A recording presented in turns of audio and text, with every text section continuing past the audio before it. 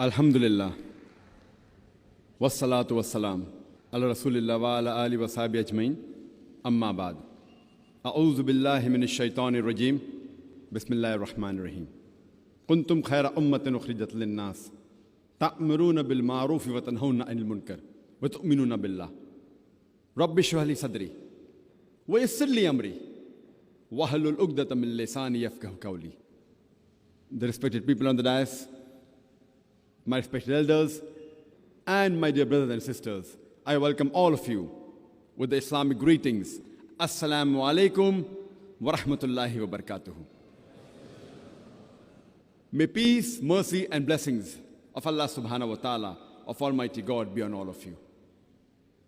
The topic of this evening's talk is the role of the Muslims in a non-Muslim society.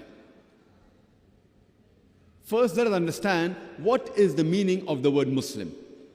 Muslim means a person who follows Islam. Islam comes from the root word salam, which means peace.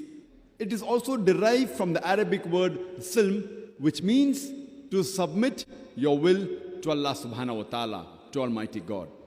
In short, Islam means peace acquired by submitting your will to Allah subhanahu wa ta'ala, to Almighty God.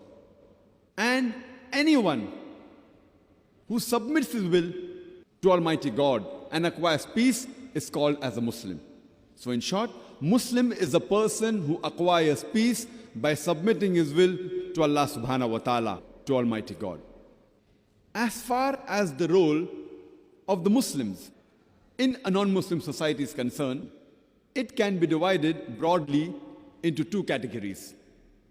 The first is the actions and deeds related to himself. And the other is the actions and deeds related to the non-Muslim.